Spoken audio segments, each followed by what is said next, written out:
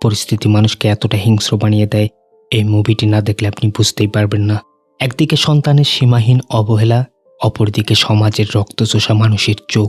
সাধারণ জীবনযাপন যেখানে ব্যর্থ, সেখানেই শম্ভুনাথ মিশ্রা নামের একজন লোক করে বসে একটা মস্ত বড় ভুল, যার কারণে সে নিজের জীবনের প্রতি মায়াই ছেড়ে দেয়।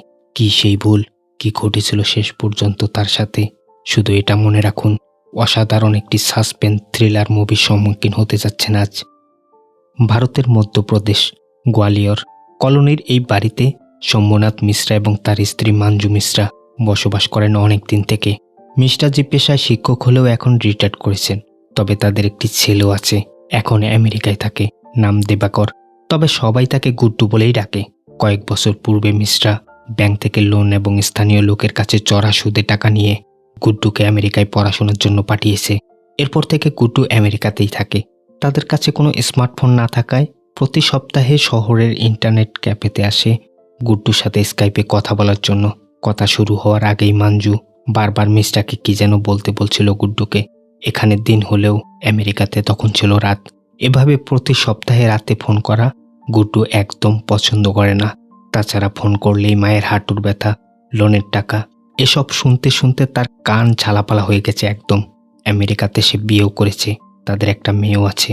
গুড্ডুর ওয়াইফ ভীষণ ব্যস্ত, কাল তার প্রেজেন্টেশন, কথাই বলতে চাচ্ছে না।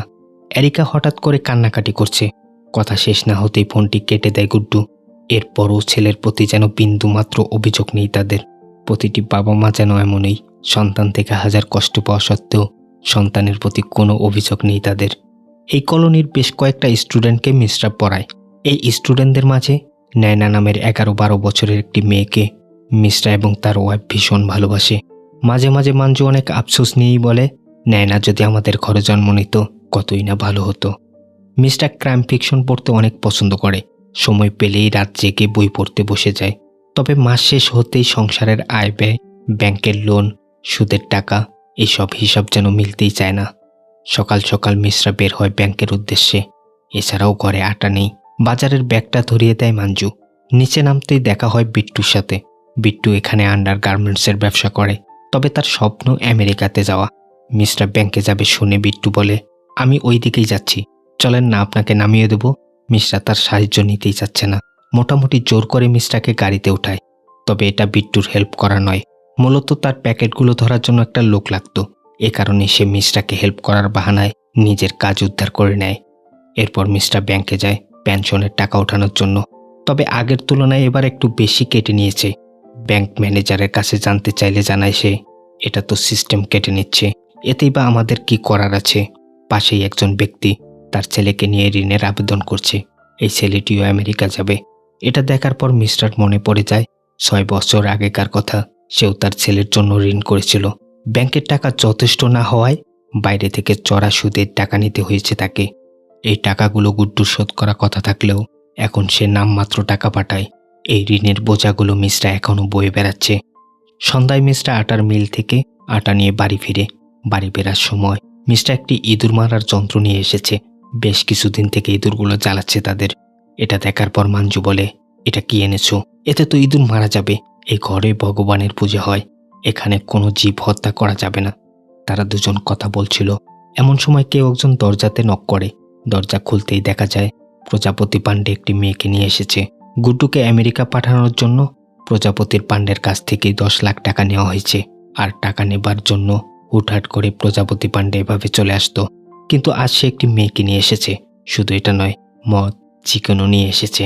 এই বাসাতে কোনো প্রকার জীব মারা হয় না, তবুও বাধ্য হয়ে গ্লাস প্লেট এগিয়ে দিতে হয় তাকে। মিস্টার তাকে দ্রুত তাড়িয়ে দেওয়ার জন্য এ মাসের টাকাটা এনে হাতে ধরিয়ে দেয় আর বলে, এখানে 2000 টাকা কম আছে, পরের মাসে টাকা দেবার সময় ঠিকই দিয়ে দেব। টাকা পাবার পর প্রজাপতি পাণ্ডে সেই মেয়েকে নিয়ে তাদের বেডরুমে চলে যায়। নিরুপায় হয়ে মিশ্রা তার স্ত্রী বাইরেই বসে থাকে। এর কিছুক্ষণ পর প্রজাপতি পাণ্ডে বেরিয়ে আসে, তবে যাবার আগে মিশ্রাকে বলে যায় এরপর থেকে যেন মাসের টাকাটা ঠিকঠাকভাবে দেওয়া হয়। রাতে আর মাঞ্জু ঘুমাতেই পারছিল না।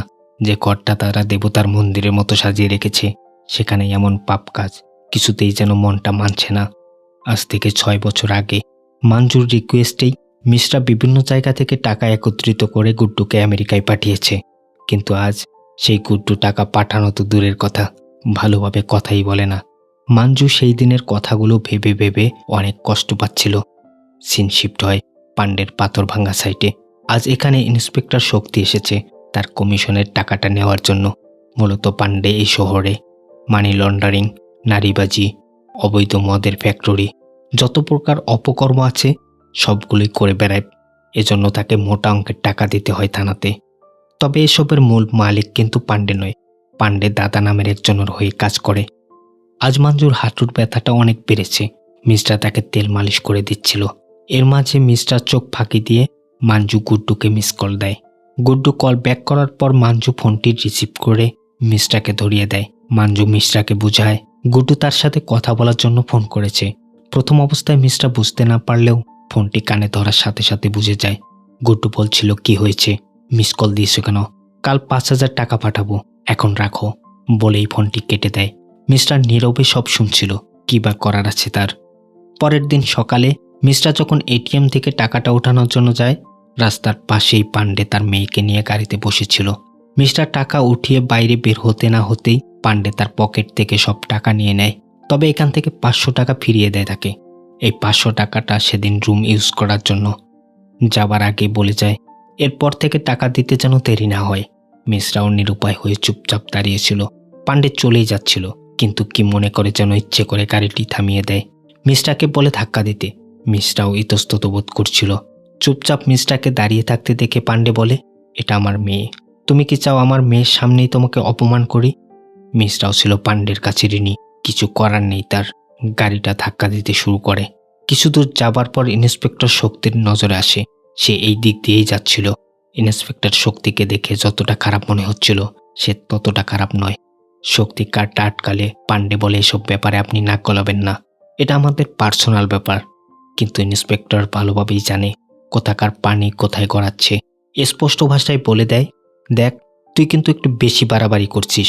আজ তোর সাথে তোর মেয়ে আছে, তার জন্য তোকে ছেড়ে দিচ্ছি। নেক্সট টাইমে যেন এরকম না দেখি।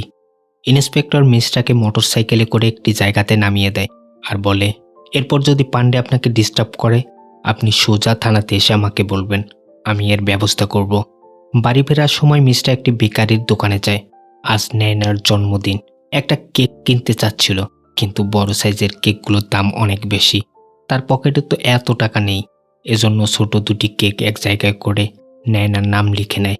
রাতে তারা অল্প পরিসরে নয়নার জন্মদিন উদযাপন করে। তারা দুজনেই নয়নাকে অনেক ভালোবাসত। এদিকে পাণ্ডের ফোন সারাদিনই বন্ধ ছিল। দাদা বারবার ফোন করে পাচ্ছিল না তাকে। পাণ্ডে তার ফোনটি চার্জ করতে ভুলে গেছে আজ। দাদার সাথে কথা বলতেই দাদা পাণ্ডেকে ধমকাচ্ছিল। আজ পুলিশ এসেছিল দাদার বাড়িতে। এরকম এর আগে কখনো হয়নি।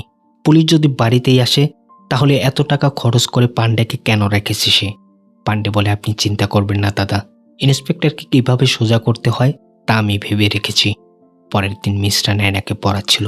এ সময় পাণ্ডে একজন ব্রোকারকে নিয়ে মিস্টার বাড়িতে আসে। আসলে মিস্টার টাকা দিতে অনেক দেরি হচ্ছে। এভাবে টাকা নিলে কয়েক যুগ কেটে যাবে পরিশোধ হতে। সুতরাং পাণ্ডে চাচ্ছে এই বাড়িটা বিক্রি করে টাকা নিতে। এ কারণেই ব্রোকারকে ভালোভাবে দেখাচ্ছিল বাড়িটি। মিস্টার অনেক রিকোয়েস্ট করে, এই বাড়িটা ছাড়া তার কাছে কিছুই নেই। আমি তোমার টাকা আস্তে আস্তে ঠিকই পরিশোধ করে দিচ্ছি। তবে পাণ্ডের কথায় এভাবে টাকা দিলে আপনি কখনো পরিশোধ করতে পারবেন না। সুদের পর সুদ বেরিয়ে যাবে। সুতরাং বাড়িটা বিক্রি করা ভালো হবে আমাদের দুজনের জন্য। কথা বলতে বলতেই পাণ্ডের চোখ যায় নয়নার উপর। মিশ্রা বিষয়টা বুঝতে পারে। নয়নাকে দ্রুত চলে যেতে বলে। নয়না চলেই যাচ্ছিল। ঠিক তখন পাণ্ডে তাকে ডেকে নাম জিজ্ঞেস করে। হাতে কিছু টাকাও ধরিয়ে দেয় কিছু খাওয়ার জন্য। নয়না তো ছোট মানুষ, কিছুই বুঝতে না পেরে টাকাটা নিয়ে চলে যায়। পাণ্ডেও যাবার সময় বলে যায়, সবকিছু প্যাকিং করে নাও, দ্রুত বাসা খালি করো। মিস্টার মাথায় যেন আকাশ ভেঙে পড়ে। বাড়িটা বাঁচানোর একমাত্র উপায় হলো টাকা পরিশোধ করা। কিন্তু এত অল্প সময়ে সে এত টাকা কোথায় পাবে? অনেক চিন্তা ভাবনা করে ইন্সপেক্টর শক্তির কাছে যায় থানাতে। কিন্তু পূর্ব থেকেই থানাতে বসেছিল পাণ্ডে। পাণ্ডে তাকে দেখেই বুঝতে পারে তার নামে কমপ্লেন করার জন্যই মিশ্রা এসেছে এখানে। পাণ্ডে অনেকটা ব্যঙ্গ করে ইন্সপেক্টর শক্তিকে বলছিল, মিশ্রাজির কমপ্লেনটা ভালোভাবে লিখে নিয়েন। হঠাৎই যেন ইন্সপেক্টরের সুর পাল্টে যায়। এই শহরে এত ক্রাইম, সেগুলো দেখব নাকি তোমার টাকা লেনদেনের বিষয়টা দেখব? তবে এবার একটু কণ্ঠ নিচু করে বলে, পাণ্ডে খুব খারাপ লোক, আপনি যেখান থেকে পারেন তার টাকাটা পরিশোধ করে দিন। রাতের বেলায় পান্ডে আবার আসে মিশ্রার বাসায়। মাঞ্জু মন্দিরে গিয়েছে, ফিরতে 2 ঘন্টা লাগবে তার। পুলিশের কাছে যাওয়ার জন্য মিশ্রাকে অনেক মারধর করে পান্ডে। এরপর মুখোমুখি বসে বলে, দেখ, যখন ইচ্ছে তোকে বের করে দেব, কে আমাকে ঠেকাবে? পুলিশ, মহল্লার লোক, কেউ কিছু করতে পারবে না আমার। তবে তোর জন্য একটা অফার আছে, বাড়ি বিক্রির টাকা থেকে 5-6 লাখ টাকা তোকে দিয়ে দেব, 4 মাসে সুদও মাফ করে দেব, মূল টাকা থেকে 1-1.5 লাখ কমিয়ে দেব। যা, পড়ানোর কথা বলে নয়নাকে নিয়ে আয়। মিশ্রা এটা শোনার পর তার মাথায় যেন আকাশ ভেঙে পড়ে। পান্ডে তাকে জোর করে দরজার দিকে ঠেলে দিচ্ছিল, তবে যাবার আগে কিছু স্ন্যাক্স দিয়ে যেতে বলে। মিশ্রা চুপচাপ রান্নাঘরে গিয়ে স্ন্যাক্সের পাশাপাশি একটি স্ক্রুড্রাইভার হাতে তুলে নেয়। পান্ডে তখন মাতাল অবস্থায় সোফায় হেলান দিয়ে বসে আছে। মিশ্রা স্ন্যাক্স টেবিলে রাখার সময় স্ক্রুড্রাইভারটি পান্ডের গলাতে ঢুকিয়ে দেয়। অল্প সময়ের মধ্যে পান্ডে মৃত্যুর কোলে ঢেলে পড়ে। এই শান্ত স্বভাবের মানুষটা আজ কতটাই হিংস্র হয়ে উঠেছে শুধু নয়নার কথা বলার কারণে। সে তো বাচ্চা একটা মেয়ে, কিভাবে পারে পান্ডে এত ছোট্ট একটা মেয়ে সম্পর্কে এমনটা ভাবতে? এমন সময় কারেন্ট চলে যায়। মাঞ্জুও বাসায় ফিরেছে। অন্ধকারে এক কর্নারে বসে আছে মিশ্রা। কারেন্ট আসতেই দেখা যায় পান্ডের মৃত বডিটি মেঝেতে পড়ে আছে। মাঞ্জুর হৃদয়টা কেঁপে ওঠে। মাঞ্জু প্রচুর ভয় পাচ্ছিল। তাকে শান্ত করে মিশ্রা বলে, সিচুয়েশনটা এমন ছিল, আমার আর কিছুই করার ছিল না, তুমি শান্ত হও, আমি দেখছি। মাঞ্জুকে বেডরুমের ভেতরে রেখে আসে। মিশ্রা মৃত বডিটি কুঠার এবং হ্যাসকো দিয়ে ছোট ছোট টুকরো করে একটি বস্তাতে পরে রাখে। মেঝেতে পড়ে থাকা রক্তগুলো ভালোভাবে পরিষ্কার করে, নিজেও ভালোভাবে পরিষ্কার হয়ে নেয়। এরপর সেই বস্তাটি বাছে করে অনেক দূরে নিয়ে যায়। একটি পরিত্যক্ত বাড়ির সামনে ফেলে আসে সেদিন রাতে। এ ঘটনার পর মাঞ্জু আর মিশ্রার সাথে কথা বলতো না, একেবারে নিশ্চুপ হয়ে যায়। যে বাসাতে একটি ইঁদুর মারাকে অনেক বড় অপরাধ মনে করত মাঞ্জু, সেখানে মিশ্রা একজন মানুষকেই মেরে ফেলেছে। এই পাপ থেকে তারা কিভাবে মুক্তি পাবে? রাতে মাঞ্জু ঘুমিয়ে পড়লে বিট্টুর মোটরসাইকেল থেকে পেট্রোল নিয়ে মিশ্রা সোজা চলে আসে সেই পরিত্যক্ত বাড়ির উঠোনে, যেখানে মৃত বডিটি ফেলে এসেছে সে গত রাতে। পেট্রোল ছড়িয়ে দিয়ে বডিটিতে আগুন লাগিয়ে দেয়। আগুনে বডিটি পুড়ে গেলেও কিছু হাড় ছিল অবশিষ্ট। সেই হাড়গুলো আবার মিশ্রা একটি ব্যাগে করে নিয়ে আসে বাড়িতে। দিনের বেলা সেই আটার মিলে যায়। মিলে থাকা কর্মচারীকে মিশ্রা 2000 টাকার নোট দেয়, বলে আজ 5 কেজি আটা নেব। এই টাকাটা কি ভাঙতি আছে তোমার কাছে? লোকটি জানায় না। বাইরের কারো কাছে পাওয়া যায় কিনা একটু দেখতে বলে মিশ্রা। লোকটি চলে যেতেই গম ভাঙানো সেই মিলে হাড়গুলো দিয়ে দেয়। হাড়গুলো পিষে একদম আটার মতো হয়ে যায়। মার্ডারারকে খুঁজে পাওয়া একমাত্র পথ এখন বন্ধ। একটু পরে লোকটি ফিরে আসে, কিন্তু কোথাও সে টাকাটা ভাঙতি পায়নি। মিস্টার টাকাটা ফেরত নিয়ে চলে আসে। সে বাকিতে আটা নেবে না, আসলে তার উদ্দেশ্য ছিল অন্য। এখনও মাঞ্জু মিশ্রার সাথে কথা বলে না। পরের দিন সকালে বিট্টু আসে তার পাসপোর্ট নিয়ে। সে আমেরিকাতে যাবে। পাসপোর্ট, টাকা পয়সা সবকিছুই রেডি, কিন্তু ফর্মটা কিভাবে পূরণ করবে এ ব্যাপারে হেল্প নেওয়ার জন্য মিস্টার কাছে আসে। সেই তো গুড্ডুর ফর্মটা পূরণ করে দিয়েছিল। তবে আমেরিকার কথা শুনতেই মিশ্রা রেগে যায়। ফর্মটা ছিঁড়ে ফেলে, পাসপোর্টটিও ছিঁড়ে ফেলছিল। বিট্টু পাসপোর্টটি বাঁচিয়ে চলে যাবে এমন সময় ইন্সপেক্টর শক্তি এবং কনস্টেবল সীতারাম তার বাড়িতে হাজির। জিজ্ঞাসাবাদ শেষ না হওয়া পর্যন্ত এখান থেকে কেউ যেতে পারবে না। পান্ডে 3 দিন থেকে নিখোঁজ। মাঝে মাঝে মিশ্রার বাড়িতেই আসতো টাকা নেয়ার জন্য। ফোনটিও বন্ধ, তবে ফোনের সিগন্যাল অনুযায়ী লাস্ট লোকেশন এই এরিয়া। ইন্সপেক্টর মিশ্রার কাছে জানতে চায়, শেষ কবে পান্ডের সাথে আপনার দেখা হয়েছিল? মিশ্রা বলে, আমি যেদিন আপনার কাছে কমপ্লেন করার জন্য গিয়েছি সেদিন রাতেই পান্ডে এসেছিল। আমি তাকে আসল টাকা সহ সুদের সবগুলো টাকা ফেরত দিয়েছি। এরপর সে টাকা নিয়ে চলেও গেছে। শক্তি আরও জানতে চায়, পান্ডে একা এসেছিল নাকি তার সাথে কেউ ছিল? মিশ্রা বলে, মাঝে মাঝে একটি বান্ধবীকে নিয়ে আসতো পান্ডে, তবে সেদিন একা এসেছিল সে। শক্তি মিশ্রার কাছে এটাও জানতে চায়, আপনার সামনে সে কি কারো সাথে কথা বলেছে বা কোনো কিছু আপনার কাছে শেয়ার করেছিল? মিশ্রা সোজা সাপটা বলে দেয়, না, এরকম আমি কিছুই শুনিনি। সেদিন দেখতে তাকে স্বাভাবিকই লাগছিল। এর মাঝে সীতারাম টেবিলের উপরে মনোহর কাহিনীর একটি বই দেখতে পায়। সীতারামও ছিল মনোহর কাহিনীর ফ্যান, তবে ইন্সপেক্টরের চোখ রাঙানিতে সে চুপ হয়ে যায়। আবার মিশ্রাকে জিজ্ঞেস করে, এই বাড়িতে আপনারা কে কে থাকেন? মিশ্রা জানায়, সে এবং তার স্ত্রী মাঞ্জু সহ থাকে। মাঞ্জুকেও ডাকা হয়। এতক্ষণ মাঞ্জু রান্নাঘর থেকে চুপচাপ সবকিছু শুনছিল। ইন্সপেক্টর ডাকতে সে আরও বেশি ভয় পেয়ে যায়। মাঞ্জু ভয় পাচ্ছিল। এমন অবস্থা দেখে মিশ্রা বলে, মাঞ্জু কয়েকদিন থেকে অসুস্থ। প্রাথমিক অবস্থাতে ইন্সপেক্টরের তেমন সন্দেহ হয় না। তবে পাণ্ডের কোনো খোঁজ পেলে দ্রুত যেন থানাতে খবর দেয় মিশ্রা।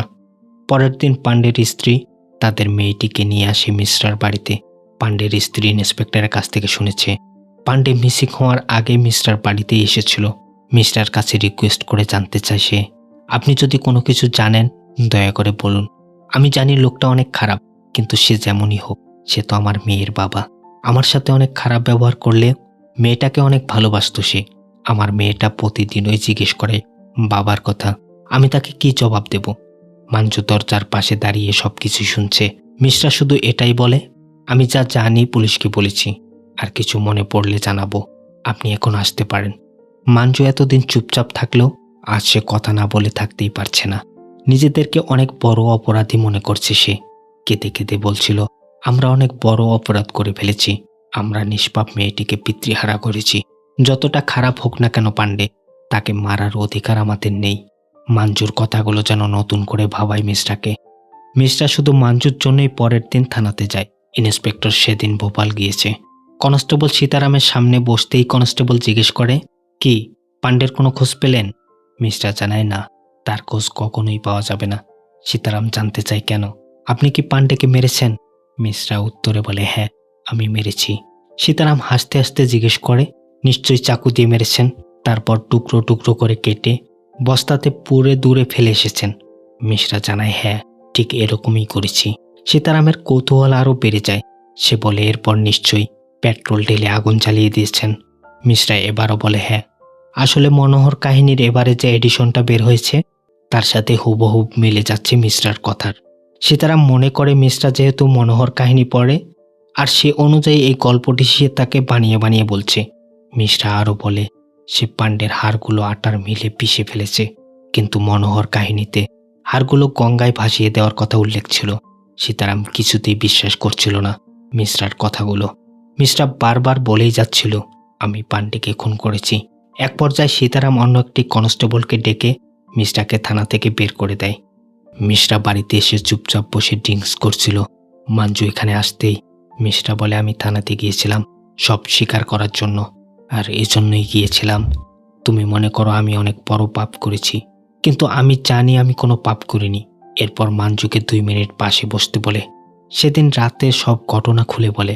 পাণ্ডে যা যা বলেছিল সব কিছুই বলে। সবশেষে মিশ্রা নয়নাকে ডেকে আনতে বলে মাঞ্জুকে। এমনভাবে বলে মাঞ্জু মনে করে মিশ্রা ড্রিঙ্কস করে নয়না সম্পর্কে আবল তাবল বকছে। মাঞ্জু রেগে গিয়ে বলতে থাকে, কি বলছো তুমি? তোমার কি মাথা ঠিক আছে? নয়না তো আমাদের মেয়ের মতো, সে তো বাচ্চা একটা মেয়ে, তুমি তার সম্পর্কে এমনটা কেমন করে ভাবতে পারো? তখন মিশ্রাকে বলতে শোনা যায়, কি রাগ হচ্ছে? আমাকে মেরে ফেলতে মন চাচ্ছে? আমারও ঠিক এমনটি হয়েছিল, তাই আমি পাণ্ডেকে মেরে ফেলেছি। আমার চোখে আমি কোনো পাপ করিনি। আমার জায়গায় তুমি থাকলেও তুমি তাকে মেরে ফেলতে। সবকিছু শোনার পর মাঞ্জু বুঝতে পারে মিশ্রা পরিস্থিতির শিকার। পরের দিন ইন্সপেক্টর ভোপাল থেকে ফিরেছে। কথায় কথায় সীতারাম মিশ্রার কথা বলে। গতকাল এসেছিল মিশ্রা, বলছিল পাণ্ডেকে সেই মেরেছে। আরও কি কি জানি আবল তাবল বকছিল। পুরো মনোহর কাহিনীর কপি করেছে। শুনেই আমি বুঝতে পেরেছি। ঠিক করেছি না স্যার? সীতারামের এমন বোকামোর জন্য ইন্সপেক্টর শক্তি কষা একটা চর মেরে দেয়।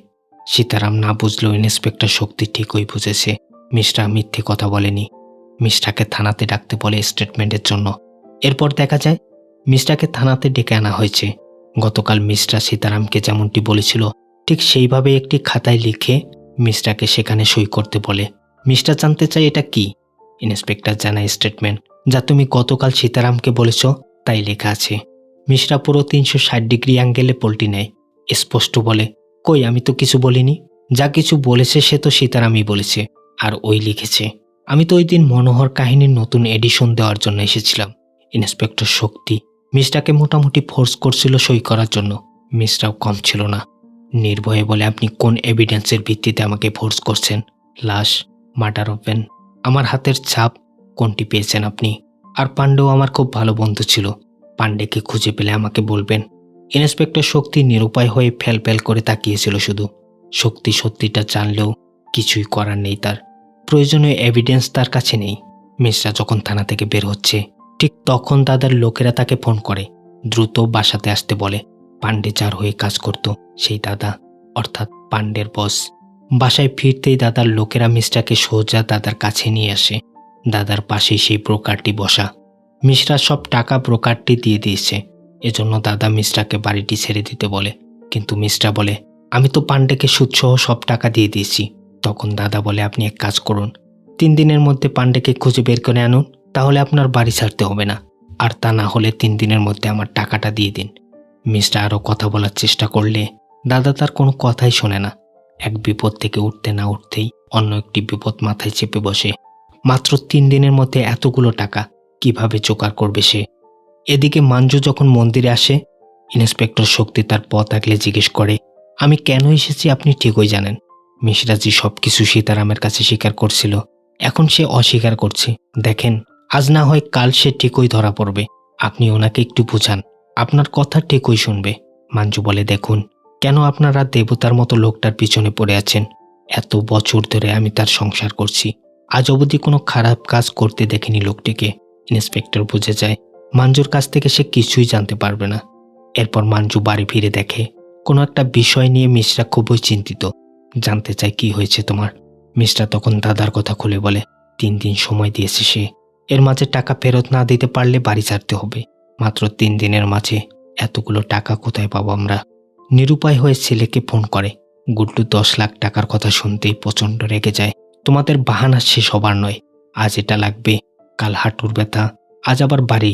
তোমাদের শুধু টাকার প্রয়োজন। বাবা মার প্রবলেমটা যেন তার কাছে একেবারেই অহেতুক। এসব বিষয় এড়িয়ে গিয়ে গুড্ডু তার মেয়েকে ডাকছিল কথা বলার জন্য। মিশ্রা কোনো কথা না বলেই ফোনটি কেটে দেয়। ইন্টারনেট ক্যাফের বাকি টাকাগুলো চুকিয়ে দেয়, অ্যাকাউন্টটিও ক্লোজ করে দিতে বলে। এরপর আর কখনো এখানে আসবে না তারা ছেলের সাথে কথা বলার জন্য। গুড্ডুর জন্যই তাদের এই অবস্থা, কিন্তু সেই গুড্ডু আজ উল্টো কথা বলছে। এরপর মিশ্রা এবং তার স্ত্রী বাড়ি ফিরে রিকশায় করে। কোথাও যাওয়া আসার জন্য এই রিকশা নিয়েই যায় মিশ্রা। মিশ্রা বাড়িতে ঢুকতেই ইন্সপেক্টর সেই রিকশার মালিকের সাথে দেখা করে, যে রিকশাতে মিশ্রা রেগুলার যাতায়াত করত। ইন্সপেক্টর জানতে চায়, কতদিন থেকে মিশ্রাকে চেনো তুমি? রিকশার চালক বলে, এখানে আসার পর থেকেই। ইন্সপেক্টর 6-7 দিন আগের কথা জিজ্ঞেস করে, মিশ্রা এবং তার স্ত্রী কোথাও গিয়েছিল কি? রিকশা চালক বলে, মাঞ্জু ম্যাডাম নয়, মিশ্রাজি 6 দিন আগে একটি বস্তা নিয়ে বাস স্ট্যান্ডে গিয়েছিল।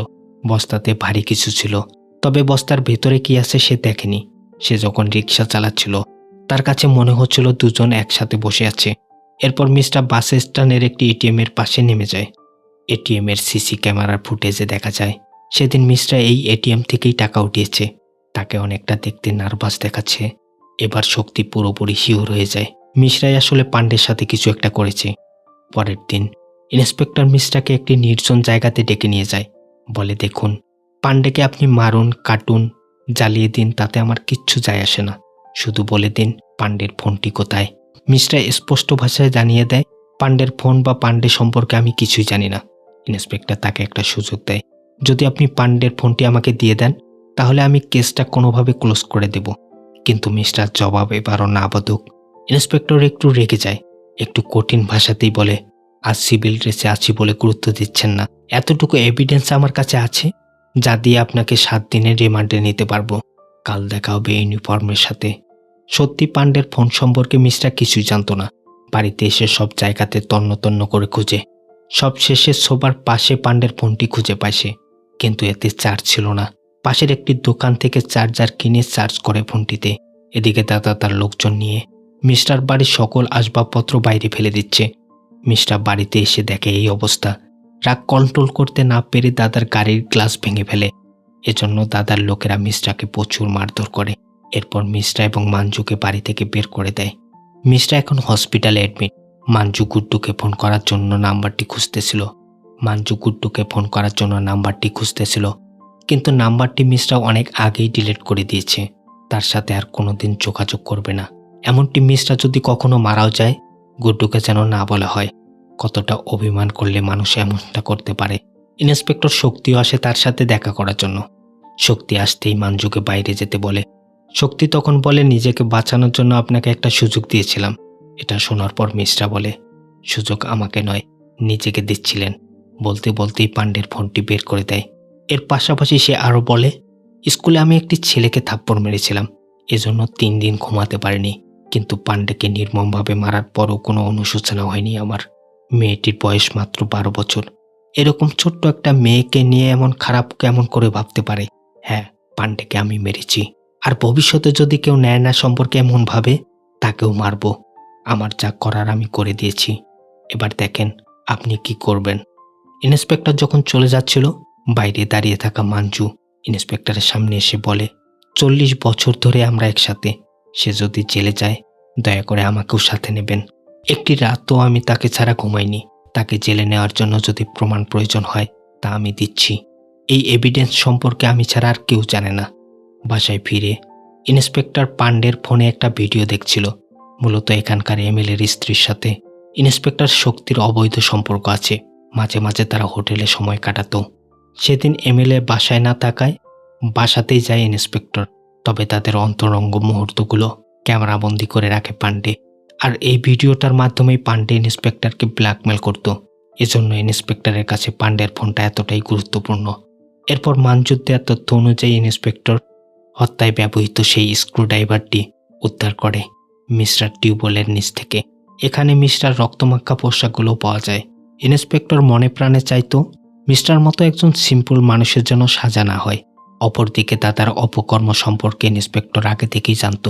গতরাতে উদ্ধারকৃত সকল এভিডেন্সগুলো গোপনে তার বাড়িতেই রেখে আসে ইন্সপেক্টর। পরের দিন সকালে সেগুলো উদ্ধারের নাটক সাজিয়ে দাদাকে অ্যারেস্ট করা হয়। খুব সিম্পল একটা কেস সাজায়। যেহেতু পান্ডে দাদার হয়ে কাজ করত, সেহেতু পান্ডেকে মারার পসিবিলিটি আছে দাদার। আর খুনের সকল এভিডেন্স দাদার বাড়ি থেকেই উদ্ধার করা হয়েছে। সেদিন রাতে শম্ভুনাথ মিশ্রা থানাতে আসে মনোহর কাহিনীর একটা নতুন এডিশন নিয়ে, যেটা সে সীতারামকে দেয়। থানা থেকে বের হবার আগে লকআপে আটকে থাকা দাদার সাথে কথা বলে। পান্ডেকে দেখা যায় একটা হিসাবের খাতা নিয়ে এসেছে। দাদার সামনে গিয়ে বলে, আপনি আমার থেকে অন্যায়ভাবে সুদের পর সুদ নিয়ে গেছেন। আমি হিসেব করে দেখেছি, আপনি আমার থেকে 10,000 টাকা পাবেন আরও। এই টাকাটা তো আমি এখানে দিতে পারবো না, আপনার বাড়িতে ঠিকই পৌঁছে দেব। যাবার আগে সে এটাও বলে, পান্ডেকে আমি মেরেছি, কেটে টুকরো টুকরো করে আগুনে জ্বালিয়ে দিয়েছি। এটা শোনার পর দাদা চিৎকার করে বলতে থাকে, পান্ডেকে আমি নই, শম্ভু মেরেছে। কিন্তু তার কথা শুনেও যেন শুনছে না কেউ। কেউ তার কথা বিশ্বাসই করছে না। মিশ্রা শক্তিকে দেখে মুচকি হাসি দিয়ে বের হয়ে চলে আসে। এরপর মিশ্রা এবং মাঞ্জু তাদের শখের বাড়িটি নয়নাকে দিয়ে অজানার উদ্দেশ্যে চলে যায়। এটা শুধু মুভির গল্প ছিল না, এ যেন বাস্তব জীবনের একটা রূপক গল্প। তো বন্ধুরা, কেমন লাগলো গল্পটি? কমেন্টে লিখতে ভুলবেন না কিন্তু।